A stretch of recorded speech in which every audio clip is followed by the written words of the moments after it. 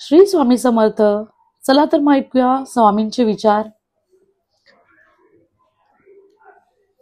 चुकीला माफी असावी, पण विश्वासघात करणाऱ्याशी पुन्हा भेट नसावी.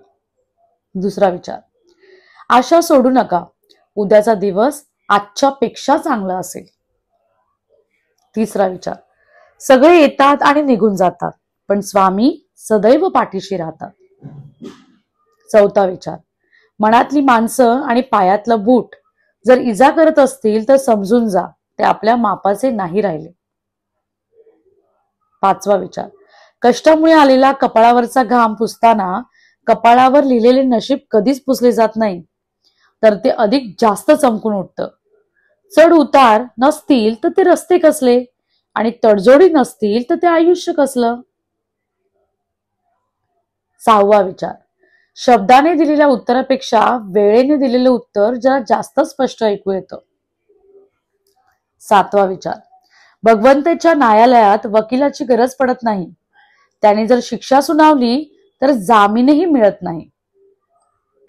सातवा विचार, स्वामी म्हणतात, स्वतःची तुलना कुणाशी करू नका, प्रत्येकाचा प्रवास हा वेगवेगळा आहे. आठवा विचार, हरलेल्या मनाला आशेचे नवे पंख देणारे गुरु म्हणजे स्वामी. नववा विचार, जर माझे नाव तुझ्या ओठाशी आहे तर घाबरतो कशाला, मी सदैव तुझ्या पाठीशी आहे. श्री स्वामी समर्थ.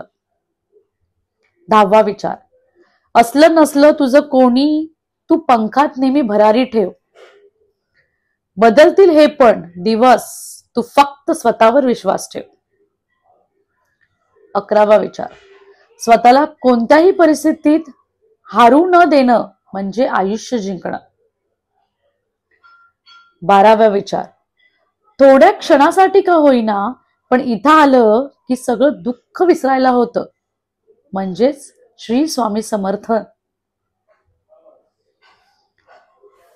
श्री स्वामी समर्थ. जय जय स्वामी समर्थ. गुरुदेव दत्त.